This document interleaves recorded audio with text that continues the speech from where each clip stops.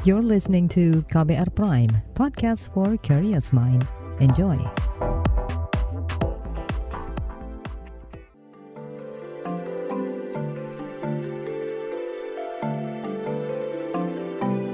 Saga, cerita tentang nama, peristiwa, dan fakta.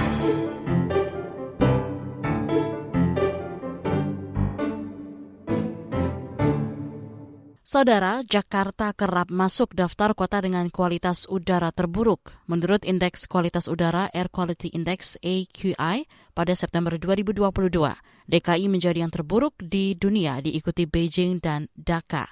Konsentrasi PM 2,5 di udara Jakarta tercatat 15 kali di atas ambang batas yang ditetapkan WHO, yaitu 15 mikrogram per meter kubik. Kondisi ini membawa kerugian di berbagai dimensi. Tim Saga KBR berbincang dengan warga Jakarta yang menjadi korban keganasan polusi udara. Itu baru saya rutin menggunakan masker. Iya, sepanjang hari. Iya enggak. Jadi kadang-kadang sampai itu sesek gitu kan kalau pakai masker kan kehalang gitu ya udaranya. Jadi kadang-kadang napasnya berat gitu. Masker medis sudah menjadi teman setia Istu Prayogi sejak 2016 silam, jauh sebelum pandemi COVID-19. Ia didiagnosis sensitif terhadap polusi udara. Itu pertama kalinya Istu mendapat informasi tentang penyebab gangguan pernapasan yang dirasakannya sejak 1995. Selama 2 dasawarsa, Istu cuma bolak-balik berobat ke rumah sakit tanpa kejelasan. Kesimpulannya pas 2016 itu karena udah CT scan, USG 3 kali, kemudian difoto tenggorokan, foto hidung gitu kan, ternyata nggak ada bakteri, nggak ada virus itu. Udah masuk ke lab juga semuanya negatif semua gitu. Nah, jadi dokter yang menyimpulkan itu, jadi ini sensitif terhadap udara kotor. Paru-paru itu katanya dokter sih bahasanya ini paru-parunya krodit Pak. Nah, krodit maksudnya apa dok? Ini loh banyak bercak-bercak gitu ya, banyak bercak-bercak tertutup lendir katanya. Pria 57 tahun ini jadi paham mengapa hampir tiap sore gejala yang sama selalu kambuh. Ia mengkonsumsi obat warung untuk meredakannya. Jadi sebelum flu itu ini hidung mampet. Kalau sudah mampet larinya ke sini, ke atas kepala nih, kayak ditusuk-tusuk jarum itu ya. Nah, itu kalau belum minum, kalau sekarang neuralgin itu kalau belum minum neuralgin itu bisa tambah parah, tambah sakit. Tapi kalau minum itu langsung nanti cair putih itu kayak air putih itu dari hidung itu keluar sendiri gitu. Nah itu kalau udah itu keluar udah ringan, kita bisa aktivitas. Tapi kalau belum nggak bisa aktivitas. Dulu sebelum pandemi, Istu bekerja sebagai guru swasta di 5 sekolah. Lokasinya di sekitar Tanjung Barat, Jakarta Selatan, dan Depok, Jawa Barat. Ia mengandalkan sepeda motor untuk mobilitas. Artinya, selama puluhan tahun, Istu intensif terpapar polusi udara. Sudah tak terhitung berapa biaya berobat yang dihabiskan. Saya nggak pernah ngitung ya. Cuman kalau CT scan itu waktu itu sudah 750.000.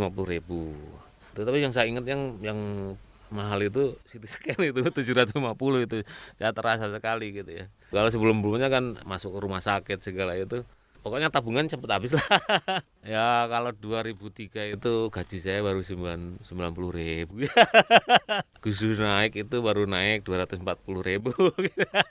Ya, jadi ya habislah tabungannya untuk berobat itu habis ya. Namun tak cuma Istu yang sengsara akibat polusi udara. Terus debunya dari 19 cuma saya nggak terlalu mikir itu di situ lah, kotor-kotor gitu aja cuma kalau dia itu udah kayak waktu belum tahu tuh ini debu mendung apa hitam pas lihat astagfirullahaladzim diginiin udah nggak bisa disebut. Deti Revaliastuti ingat betul saat debu batu bara menghambur ke kawasan rumah susun sederhana sewa Rusunawa Marunda, Jakarta Utara. Dalam hitungan detik, unit yang disewanya kebanjiran abu berwarna hitam pekat.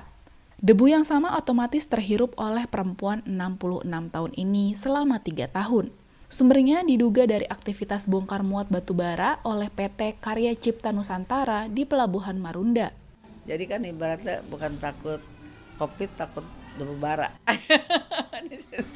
Debu terus, debunya aku maaf ya kesini-sini kalau di warna hitam. Ini maksudnya sini kan wilayah ini pakai masker. Ya udah campur ya ada COVID ya ada batu baranya. Masker putih udah cepat hitam kalau pakai putih. Gini tuh nggak bisa bersih. Kalau nyapu, kalau bisa disapuin, dapat sepiring itu. Yang hitam itu nggak bisa kehitung nyapu. Deti mulai terserang batuk pada Januari 2022. Alih-alih sembuh, gejalanya makin menjadi. Ia akhirnya memeriksakan diri. Sakit batuk nggak berhenti. Puskesmas. Ya pertama disobatin ini nggak sembuh, ya dibilang bronkitis.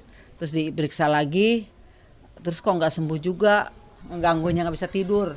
Nggak bisa tidur, batuk lagi. Terus udah gitu kan namanya udah tua banget, terus pipi seret pakai Softtek. Berapa bal selama ini. Ya, jadi kayak orang dapet aja gitu ya, namanya kan ya pesing lah namanya di celana. Kayak Softtek lah ya. Beberapa kali ia harus berpindah rumah sakit rujukan. Di Rumah Sakit Cilincing, Deti divonis menderita hernia yang diduga imbas batuk-batuk yang dideritanya. Saya kan nggak kerja berat, nggak apa. Ya ibu batuk ini ya, iya dari batuk gitu, iya. Nah, dia kan tahu semua dari rujukan dari sini kan, jadi dia tahu ini dari batuk. Langsung ini akan keturun ke tekan-tekan. Deti kemudian dioperasi dan kini berangsur pulih. Diperkirakan tindakan bedah itu menghabiskan puluhan juta rupiah. Beruntung, Deti adalah penerima bantuan iuran PBI BPJS Kesehatan. Seluruh biayanya ditanggung negara. Sekitar 20-an juta lebih. Ya, alhamdulillah. Kalau kamu ya udah segitu. Berat lah, ibu nggak ada yang nyari, bapaknya udah nggak ada. Ya namanya anak dari seanak ya. Dia juga ada perluan lain kita jangan terlalu ngandelin anak lah gitu. Sekilas, Deti tak menanggung kerugian apapun akibat terpapar polusi udara. Namun, jika ditelisik, kerugian itu nyata ada, yakni ongkos pengobatan yang dialihkan ke negara. Sedangkan untuk kasus Istu Prayogi, kerugian itu ia tanggung sendiri. Biaya ini disebut tangible cost, kata Guru Besar Kesehatan Masyarakat Universitas Indonesia, Budi Haryanto. Tangible cost itu artinya kita sakit, terus kemudian kita berobat, ya beli obatnya dan kemudian dirawatnya dan sebagainya ya, biaya dokternya dan sebagainya, itu yang memang kaitannya dengan penyakitnya, ya kan? Itu bisa terhitung.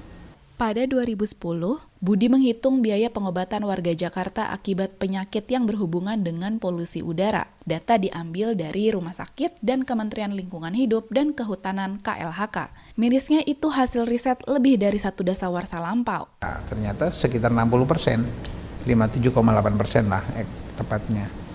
Itu yang terdiri dari beberapa penyakit gitu ya. Tadi itu mereka begitu keluar dari rumah sakit harus bayar berapa? Itu kita hitung maksimal sampai 38,5 triliun hanya untuk 1 tahun orang Jakarta yang sakit.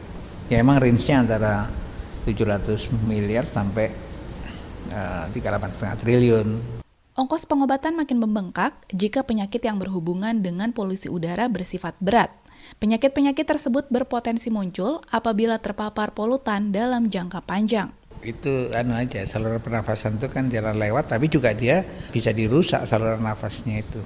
Jadi kalau mau lihat ya di kematian karena polusi udara itu, makanya di dunia itu concern sekali, kalau di Indonesia seringkali kurang. Nah, ini penyakit-penyakit ini ya, penyakit jantung, penyakit kanker, gangguan saluran nafas ya, terus kemudian gangguan saluran nafas bagian bawah.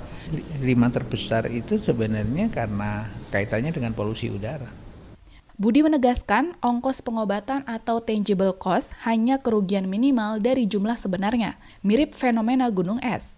Masih ada intangible cost atau biaya yang seolah-olah tak terkait tapi sebenarnya kerugian nyata. Biasanya perbandingannya ya antara 1:1, biasanya sih rata-rata 1:1 atau 1:1,5 gitulah, tangible dan intangible cost-nya. Sehingga biasanya sih kalau mau lihat cost-nya dikalikan 2 gitu biayanya. Biaya-biaya itu bahkan tak disadari oleh Istu, Deti maupun banyak korban polusi lainnya. Seperti apa? Simak kisahnya besok. Demikian Saga KBR, saya Valda Kustarini.